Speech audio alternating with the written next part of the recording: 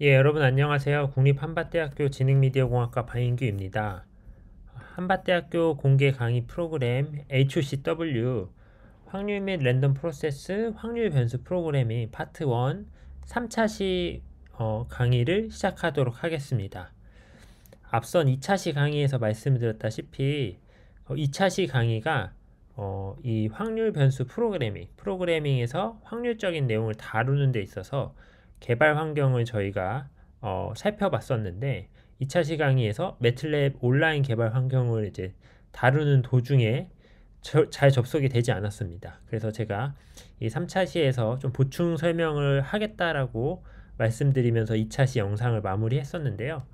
매틀랩 온라인 개발 환경을 좀 보충 설명을 드리도록 하겠습니다. 3차시 내용을 본격적으로 시작하기 전에. 그래서, 매틀랩 온라인 접속 방법이나 뭐 회원 가입, 주의사항 등은 2차시 영상을 참고하시면 되겠고요.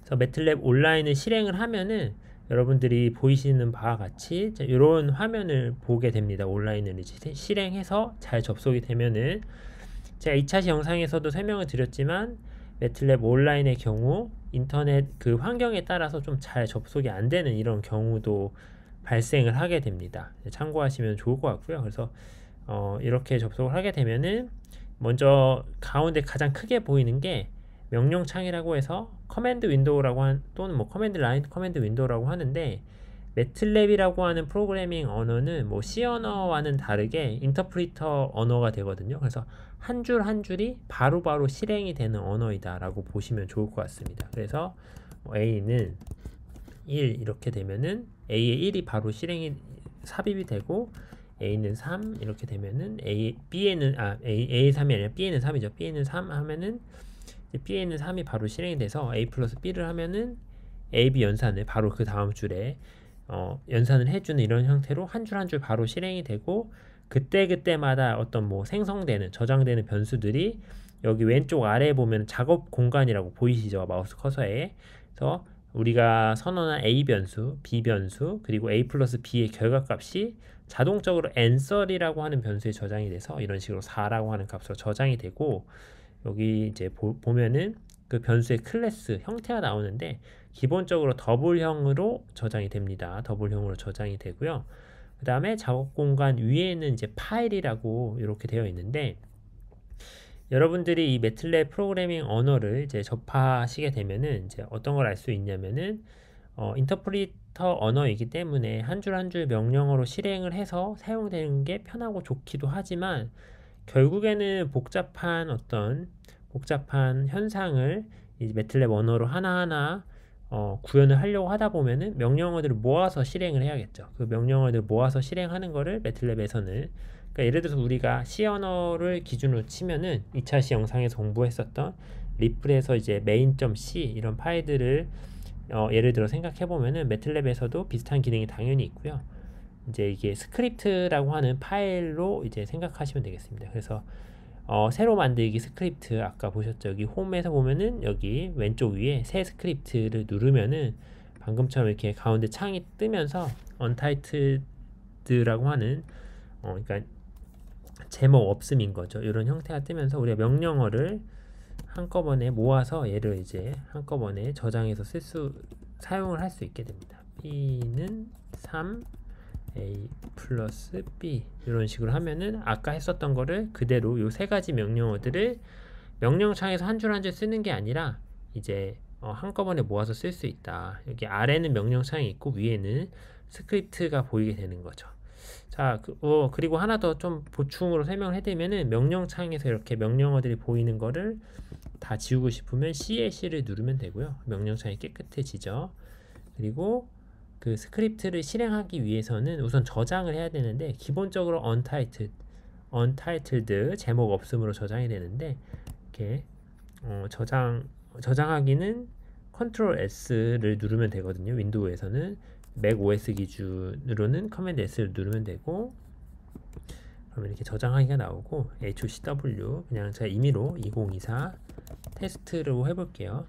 그리고 매틀랩 이 스크립트의 확장자는 .m 파일 되겠습니다. .m 파일 저장을 누르면은 여기 왼쪽에 보시면은 파일 중에 우리가 이제 저장한 HOCW 2024 언더바 테스트.m 파일이 생기는 거 확인할 수가 있고요. 그 다음에 여기서 보면은 여기 위에 메뉴 제 마우스 커서 보이시는 이 브라우저 안에 매틀랩 온라인 개발 환경에 나와 있는 건데 홈, 플롯, 뭐 앱 편집키가 있는데 편집키를 누르면은 이 초록색 세모 버튼 실행 버튼이 있습니다. 그래서 얘를 실행을 하면은 이 스크립트가 실행이 되는 거예요. 여기서 보면은 HOCW 2024 언더바 테스트라고 하는 우리가 방금 저장한 스크립트를 실행하겠다라는 의미가 되고 앤서는 4가 나오게 됩니다.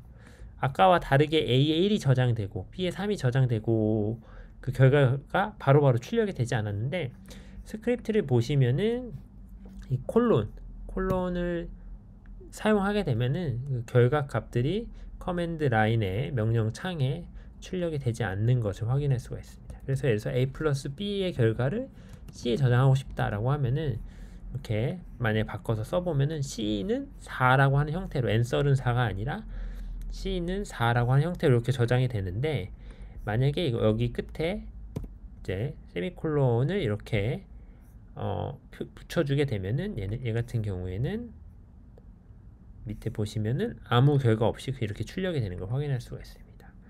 우리가 중간중간에 스크립트로 이제 매틀랩 명령어들을 모아서 실행을 할 때 중간중간에 결과물을 확인하고 싶으면은 이 세미콜론을 없애는 형태로 중간중간에 결과물을 출력할 수도 있고요. 그렇지 않고 뭐 디스플레이 함수라든가 이런 것들을 이용해서 출력을 할 수도 있다. 이렇게 생각해 주시면 되겠고요.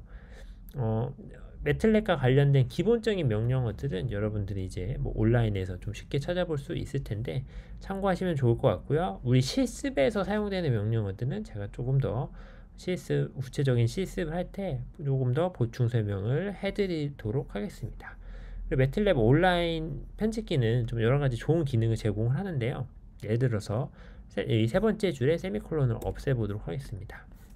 없애고 저장을 하면은 이 오른쪽에 보시면은 여기 이렇게 느낌표가 있고 여기에 마우스 커서를 가져다 대면은 경고가 발견되었습니다. 코드 문제 패널을 열리면 클릭하십시오. 그래서 여기 밑에 보면은 이 경고가 있는 줄을 표시해줘요.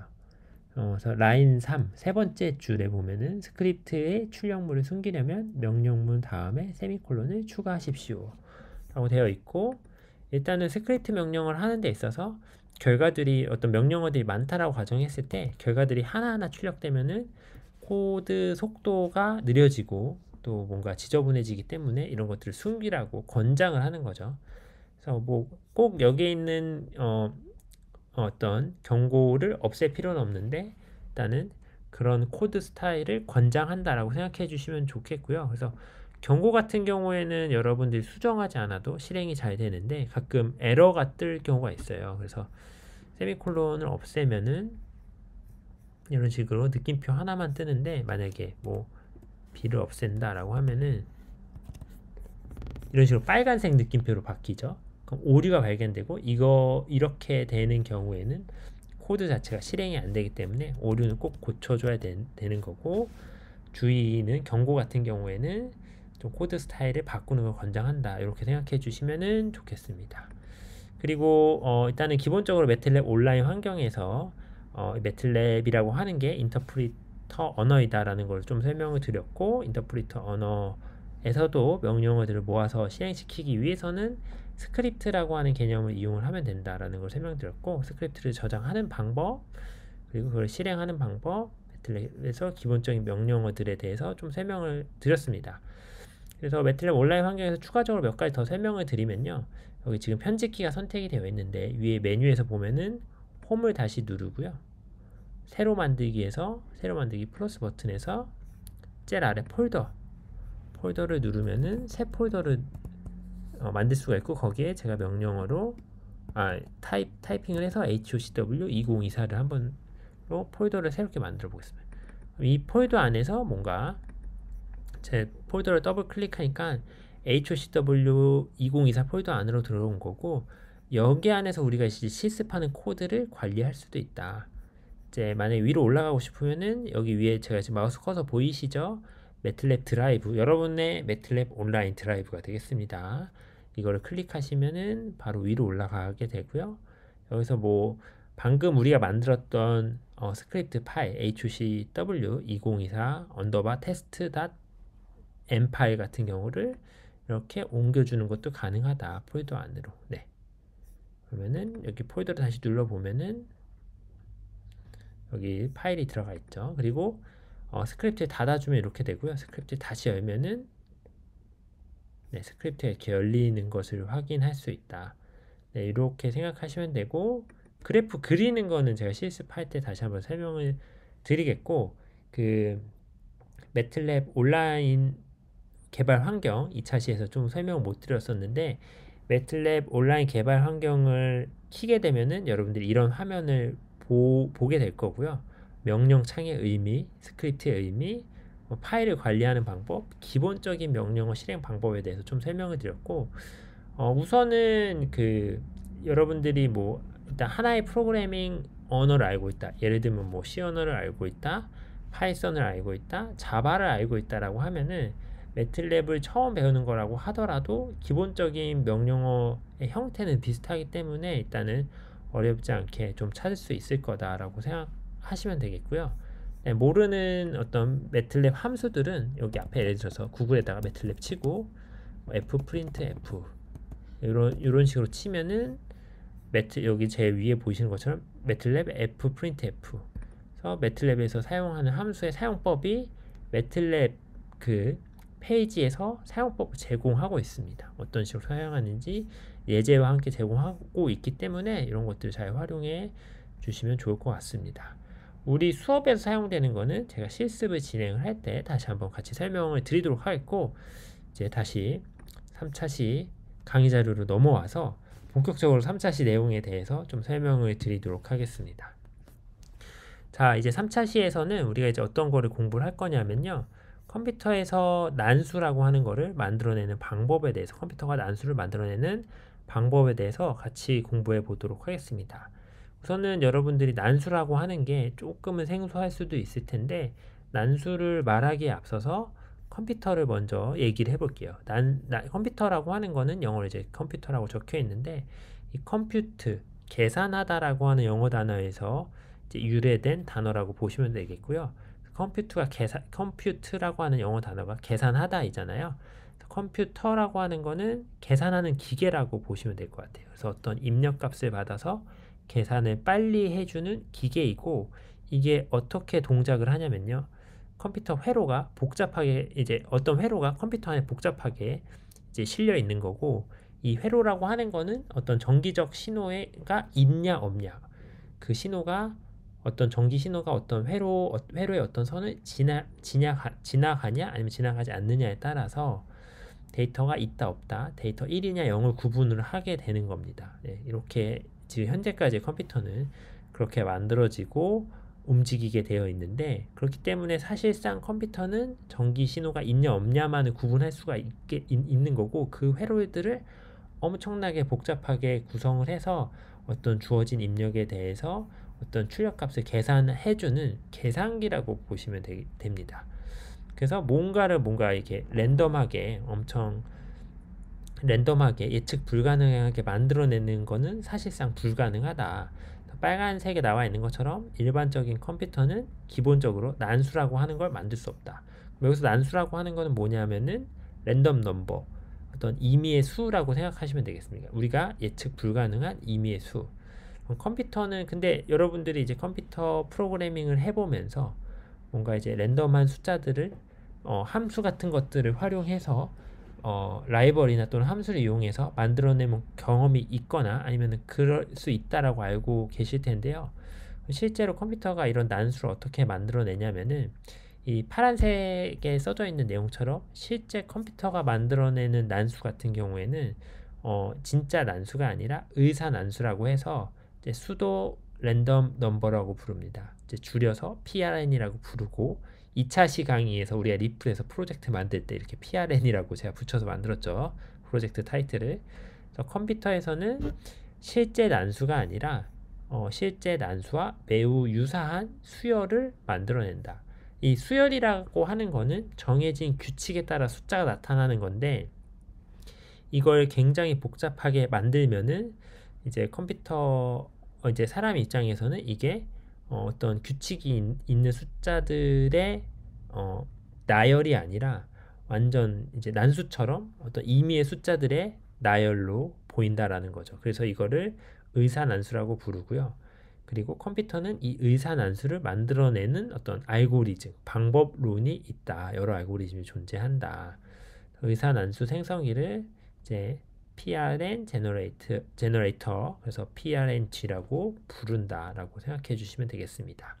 그래서 컴퓨터에서 난수를 만들어내는 방법은 이제 이 PRNG 알고리즘이 어떤 게 있느냐에 따라 달라질 텐데 먼저 결론적으로 말씀드리면 당연히 굉장히 다양한 알고리즘이 있습니다. 그래서 대표적으로 뭐 선형 합동법이라는 게 있고 파란색으로 표시한 아니면은 뭐 회색으로 표시한 중앙 제곱법 또는 뭐 메르센 트위스터라고 하는 알고리즘을 이용해서 의사 난수를 컴퓨터가 만들어낼 수 있게 되는데 실제로 지금 현재 많이 쓰이고 있는 거는 세 번째로 제가 이제 강의 자료에 표시한 메르센 트위스터 알고리즘을 이용해서 의사 난수를 많이 만들어내고 뭐 C++, 파이썬, PHP, 매틀랩에서 이런 형태의 알고리즘을 이용해서 뭔가 랜덤한 값처럼 보이는 그 값의 수열 의사난수를 만들어내는데 우선은 우리가 그 원리로 살펴볼 거는 파란색으로 표시한 선형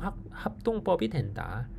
일단은 이거는 초창기 사실 지금 C에서는 여기 아마 안 쓰이는 걸로 알고 있고요. 초창기 C 언어가 역사가 되게 오래됐잖아요. 그래서 초창기 C 언어에서 의사난수를 만들 때 쓰였다. 선형 합동법을 배우는 먼저 우리가 이거를 공부를 하고 이거를 코드로 실습하는 이유는 뭐 다름이 아니라 선형 합동법을 보면은 이걸 만들어내는 그 수열을 만들어내는 규칙이 다음과 같이 어떤 n번째 수열의 값이 있다라고 하면은 그 다음 수열 x의 n 플러스 1번째 값은 x n번째 값에 a를 곱하고 c를 더한 다음에 어떤 소문자 m으로 나눈 나머지의 값을 x의 n 플러스 1번째 값으로 우리가 뭐 정의할 수 있다. 이렇게 정의할 수가 있는데 이렇게 수열의 형태만 보면 되게 간단한데 여기서 뭐 a 값, c 값, m 값을 여기 나와 있는 대로 굉장히 크게 하면 뭐 a 값은 뭐 한 11억, 뭐 c 값은 12,000, m 값은 2의 30승 이렇게 엄청 크게 하면은 사람이 살펴봤을 때 굉장히 예측하기 힘든 뭔가 규칙이 있는 숫자들의 나열이 아니라 임의의 이제 숫자들의 나열처럼 보인다. 이거를 이제 살펴보기 위해서 우리가 이제 리플을 이용해서 한번 같이 실습을 해보도록 하겠습니다. 그래서 제가 준비한 실습은 이제 선형 합동법을 이제 실습을 하는 건데요. 리플을 이용해서 실습을 해볼 거고요.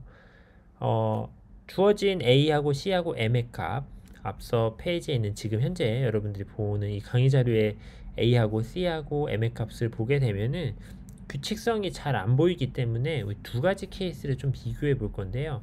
첫 번째 케이스는 A, C, M 그리고 뭐 X0를 이렇게 설정한 값 A는 2, C는 0, M은 9, X0는 10.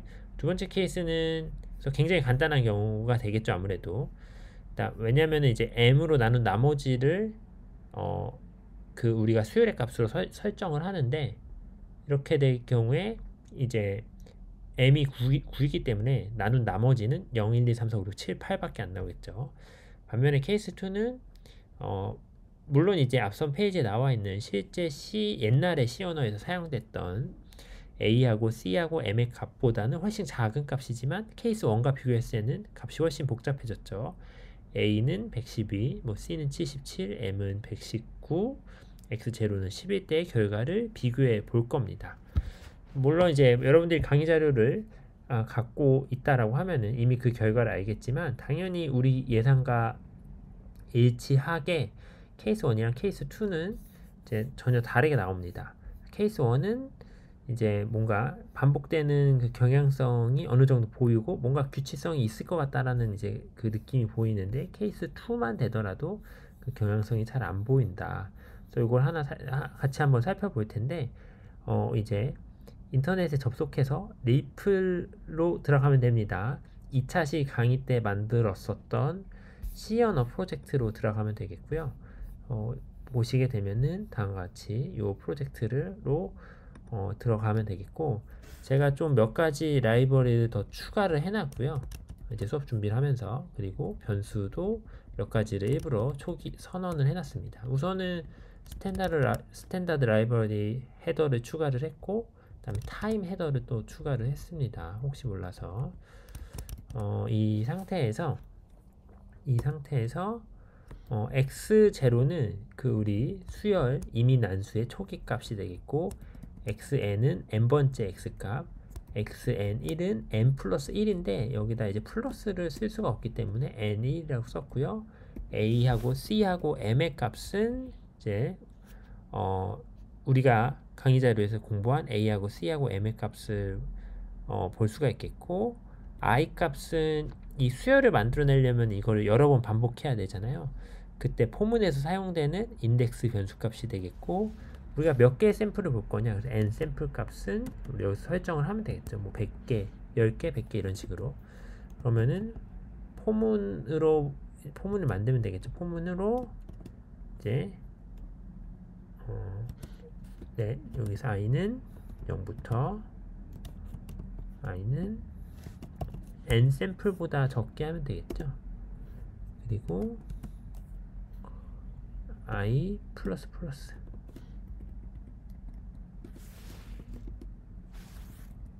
이렇게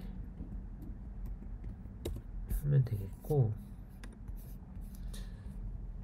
네, 이렇게 하면 되는 거죠. 그 다음에 우선은 처음에 이 포문을 시작하기 전에 초창기라고 하면은 초기 값을 넣어줘야겠죠. 그래서 if n이 아니라 포문 안에 인덱스는 i니까 i가 0이면은 xn은 x0를 넣어주면 되겠고, 그 다음에 else 그렇지가 않다라고 하면은 xn은 x의 그 다음 거를 이제 앞으로 넣어주면 된다라고 생각하시면 될 것 같습니다. 네, 그런 다음에 이거는 제가 예전에 썼던 코드가 리플이 기억하고 써주는 건데, 그래서 보면은 xn 곱하기 a 더하기 c를 m으로 나눈 나머지를 xn 플러스 1로 기억하고, xn 플러스 1을 계속 출력을 하면 되겠죠, 여러분. 아니면은 여기 중간에 n번째 x를 출력하고 싶으면 여기다가 printf %d 하고 여기서 xn을 출력을 하면 되겠습니다. 리플이 굉장히 똑똑하네요, 그쵸? 그래서 이렇게 출력을 하면은 xn이 출력이 될 거고, 이거를 그대로 실행을 하면 오류가 나겠죠. 왜냐면은 a하고 c하고 m의 값이 설정이 안 됐으니까, 그쵸? 그렇기 때문에 우리는 케이스 1을 가정을 하고, 케이스 1의 경우를 살펴보면 a는 2였었고요. 그 다음에 c는 기억이 안 나서 강의 자료로 돌아가 보면 c는 0, m은 9였습니다. c는 0, m은 9였고, x0는 10이었네요. 여기서 초기화를 해주고, 이렇게 실행을 해보겠습니다. 100개가 되면은 잘 안 보이니까 10개로 해볼게요. 100개는 잘 안 보이, 20개로 해볼게요. 20개. n 샘플의 개수를 20개로 해서 다시 실행을 해보겠습니다. 두 번째 실행된 거를 보면은 1248, 75, 1248, 75, 1248, 75, 12 이런 식으로 뭔가 규칙성이 있는 숫자들이 계속해서 반복되는 것을 확인할 수가 있겠고요. 그쵸? 처음엔 10이었고, 그 다음에 m이 9였으니까 0, 1, 2, 3, 4, 5, 6, 7, 8이 반복해, 그 사이에서 값이 나오는 거 확인할 수가 있겠고, 그 다음에 얘를 케이스 2로 바꿔보겠습니다. 케이스 2로 바꿔보게 되면은, 케이스 2일 때는 a가 112, c는 77, m은 1119. 자, a가 112, c는 77, 1119. 요 형태로 바꾸게 돼서 실행을 해보면요. 자, 이제 오른쪽 터미널 창에서 세 번째 실행된 거, 첫 번째는 제가 100개를 해서 잘못 실행했고, 두 번째 실행된 게 20개를 살펴보는데 케이스 1이었던 경우, 세 번째를 20개를 살펴보는데 케이스 2인 경우, A하고 C하고 M의 값을 조금만 복잡하게 바꿔도, 그래서 보면은 10하고 78, 980, 175, 654, 590, 136, 762, 377, 898 이런 식으로 뭔가 예측이 전혀 안 되게끔 우리가 얼핏 봤을 때 이런 값이 나오고, 이 값이 크면 클수록 예측하기가 힘들겠다, 이렇게 여러분들이 예상할 수가 있겠죠. 그래서 실질적으로 여러분들이 뭔가 랜덤한 값을 만들어내는 함수나 라이브러리를 가져다 쓴다라고 했을 때 그냥 쉽게 사용되는 것 같지만, 컴퓨터 안에서는 이런 의사난수를 만들어내는 알고리즘이 동작하고 있다. 그 중에 이제 가장 간단한 형태가 지금 공부한 선형 합동법이라고 하는 형태가 되겠고요. 초기에 사용됐고 실제로 지금 잘 사용이 되진 않지만, 우리가 이제 이론적인 내용을 학습하는 데는 전혀 뭐 문제가 없다. 그리고 중앙제곱법이나 메르센 트위스터법은 훨씬 더 정말 어떤 임의의 숫자처럼 보이는 값을 잘 만들어내는 알고리즘이다, 이렇게 보시면 되겠습니다. 첫 번째로 컴퓨터가 이 난수라고 하는 임의의 수를 만들어내는 방법을 우리가 실제 실습을 통해서 같이 살펴봤고요. 그 다음에 이제 사실 4차 시에서 공부할 내용은, 그러면은 실제로 어떤 특정한 확률 변수의 분포를 따르는 임의의 값을 만들어내는 방법은 뭐가 있냐라고 했을 때, 이제 그거를 매틀랩으로 실습을 해볼 텐데, 거기에 앞서서 이론적인 이 근거를 알고서는 좀 실습을 해야 됩니다. 그래서 이론적인 근거에 대해서 좀 살펴보면은 이 균등 분포의 보편성에 대해서 좀 먼저 살펴봐야 되는데, 일단은 여러분들이 만약에 이 HOCW 강좌만 듣게 된다라고 하면은 확률 변수랑 확률 변수의 함수, 이 관계가 조금 헷갈릴 수가 있을 텐데, 어떤 확률 변수를 이 확률 변수의 함수로서 이렇게 또 변형을 시키는 형태가 존재하고, 그걸 이론적으로 탐구할 수가 있는데, 만약에 어떤 확률 변수 x가 있고 이 확률 변수의 CDF 누적 분포 함수라고 하는 거를 이제 대문자 f의 x 이 함수로 정의한다라고 했을 때, 새로운 확률 변수 y를 이제 이 CDF 함수에 넣어서 이렇게 만들어내게 되면은, 새로운 확률 변수는 확률 변수 x와 상관이 없이 이제 0하고 1 사이에서 분포하는 균등 분포, 유니폼 디스트리뷰션이 되고, 이거를 이제 역으로 이용을 해가지고 우리가 어떤 임의의 확률 분포를 따르는 랜덤한 샘플들을 다 만들어낼 수 있다라고 이론적으로 이해를 해주시면 되겠고요. 이 증명의 내용은 조금 생략하도록 하겠고, 이 증명 방법은 여기에 있는데, 사실 이 증명을 이해하기 위해서는 이 확률 변수라고 하는 개념을 조금 더 자세히 알아야 되고, 확률 변수의 함수 변환에 대해서 좀 공부를 해야 되는데, 그러려면은 이 HOCW 강좌만 듣고서는 이 증명의 내용을 이해하기는 조금 힘들 수가 있고요. 확률 및 랜덤 프로세스 이 교과목의 이론적인 내용을 좀 자세히 살펴봐야 된다, 이렇게 참고하시면 되겠고, 여러분들이 이제 기억해야 될 거는, 그러면은 이제 이런 식으로 우리가 원하는 형태로 어떤 형태의 확률 변수든 만들어낼 수 있다, 이 두 단계에 걸치는 방법을 통해서. 그래서 어떻게 만들어내냐면은, 예를 들어서 우리가 그 의사난수를 만들어내는 알고리즘 등을 통해서 0하고 1 사이에서 균등하게 분포하는 의사난수를 만들어내는 거 어렵지가 않습니다.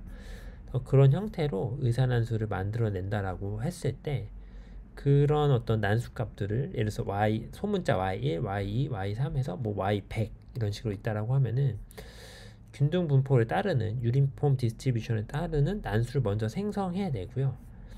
그 다음에 내가 어떤 x 분포를 따르는 그 샘플들, 임의의 값들을 소문자 xn 값을 만들어내고 싶으면은 1단계에서 만들어낸 요yn의 값을 요 x 확률 변수, 내가 만들어내고 싶은 x 확률 변수의 CDF 역함수에다가 1단계에서 만들어낸 y값을 이렇게 넣어서 만들면은, 그때 얻어지는 값을 xn으로 하면은 요 xn의 값 x1, x2, x3, x4 요 값들은 요 대문자 x의 확률 분포를 따른다.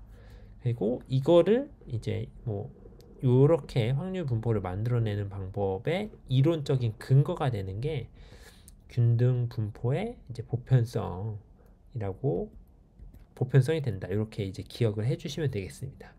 이론적인 근거까지 좀 설명을 해드리면 좋긴 한데 그럼 좀 설명이 너무 길어지고 이 HOCW 강좌의 초점과 좀 어긋나는 부분이 있어서 좀 이렇게 간단하게 설명을 드렸고, 그러면은 4차 시 강좌에서는 뭐를 할 거냐 하면은 이거를 토대로 실제 특정 확률 분포를 따르는 랜덤한 값을 만들어내는 방법을 매틀랩으로 같이 실습을 해보도록 하겠습니다. 예, 여러분 3차 시 강좌는 여기까지 하도록 하겠고요. 여러분들 강의 듣느라 고생 많았습니다. 네, 감사합니다.